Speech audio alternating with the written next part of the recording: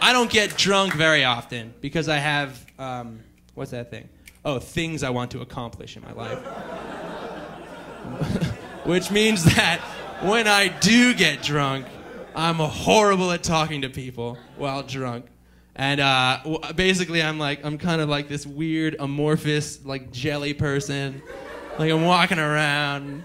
I don't really want to talk to anybody. We're at a party usually and there's somebody I don't really know and I don't really want to know that bad. But I ended up like only being able to stay in this position or else I'll throw up. And then I'm like, oh hey, you know? I don't really want to get into a deep conversation with them because I'm not going to remember what it was about. We're going to like say a bunch of personal secrets and stuff. All I want to do is skim the surface. I just want to like skip like a little rock. And so when I'm in that position, I have to play a game called Drunk Guy Minesweeper.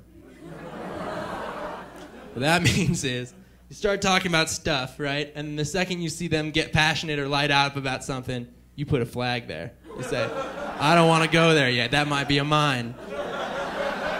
The easiest way to figure out if you can talk about that is to ask them adjacent subjects and see if they, oh, I only drink fair trade coffee. I'm like, oh, not gonna brush on Guatemala with you. And that's the thing. When you play Minesweeper, who's played Minesweeper on a computer? Everybody, right? Who hasn't played Minesweeper on a computer? That guy and that girl. Oh, two girls, sorry. What? It's dark out there. I can't see. All right. If you've never played Minesweeper, for you two, I'll direct this towards you guys. So Minesweeper is a game. You have a bunch of squares and a certain amount of mines, and you click on the boxes to figure out if it's a mine or not a mine. All right? And if it's a mine, it blows up and you lose. And if it's not a mine, it'll say how many mines there are next to that box, and you deductively reason out where the mines could possibly be, and so you don't get blown up. Or if you're a normal person, you play for 1 minute and you say, "Fuck this game," because it's horrible. And then you just start clicking at random. But you cannot do that with Drunk Guy Minesweeper. Because if you commit to something like, oh, hey, how's your boyfriend Matt doing? And then they just make that look from the happy face to the face with the X's on their eyes.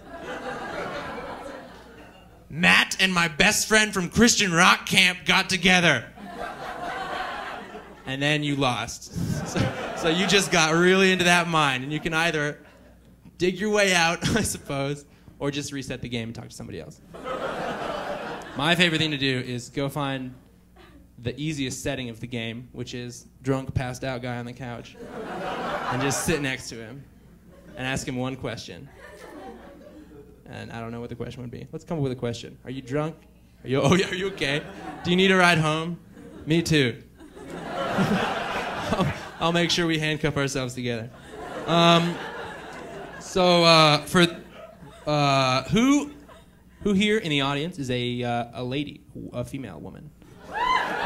Excellent, excellent. So I'm gonna ask anyone sitting within 1 arm's length, no more, no less, of one of these polls. Who is the hottest Hollywood hunk around right now? Ryan Reynolds.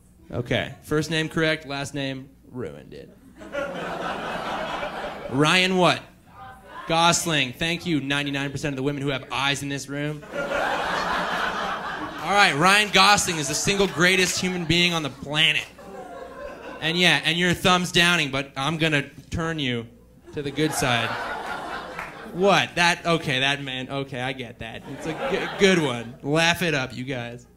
All right, so Ryan Gosling is the greatest person, right? After he made The Notebook, which I totally didn't see, and Drive, which I totally did see.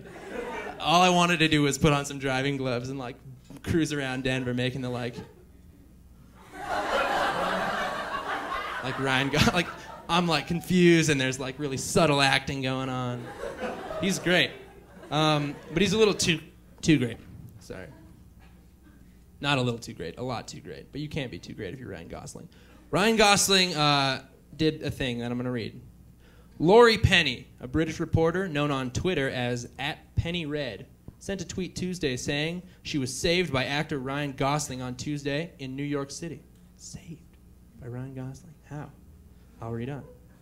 Penny says she looked the wrong way, because she's from Britain, remember? Penny says she looked the wrong way. The Britain wasn't the important part. The she is the important part there. Just joking. Just joking. Yeah. I'm sorry. All right. All right. Penny says, look, girl, I'm conflicted, but dangerous, but still smoldery, right? Penny says she looked the wrong way while crossing the street, at which point Gosling grabbed her. Probably not badly. Grabbed her before she could be struck by oncoming traffic. What? Awesome. According to Penny's tweets, Ryan Gosling yelled, "Hey, watch out." Here is Penny's take on the story. And here are her tweets. So on Twitter, she's tweeting these things.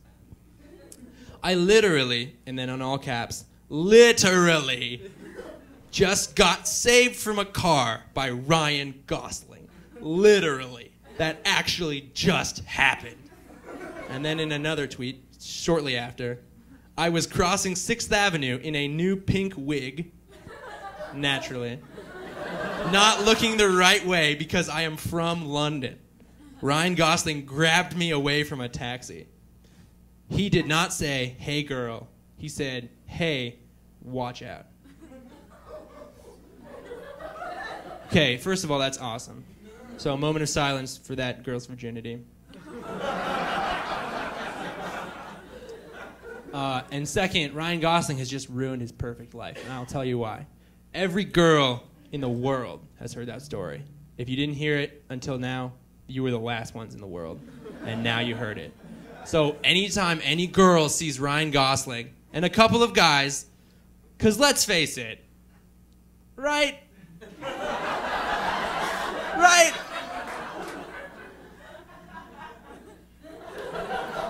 Okay. Okay, the question, would I go gay for Ryan Gosling? The answer, no. But because sleeping with Ryan Gosling would not be a gay experience. Ryan Gosling transcends sexuality, gender stereotypes, all right? It would be like drinking a cup of chai tea with God. Which I will admit sounds a little gay.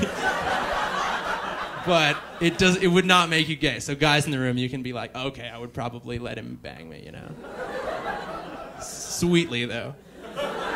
So every girl in the world is like, anytime they see Ryan Gosling, they're gonna look for the most immediate danger and throw themselves at it, hoping that he'll swoop in and catch them. And he will, all right? He will, let's face it. He's gonna be saving every girl from here to eternity. Won't have time to make movies. So what will they do?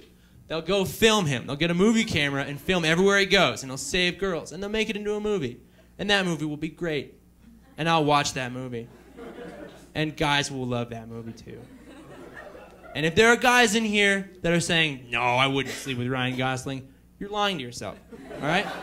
And if you're saying, no, not me, you just did it again.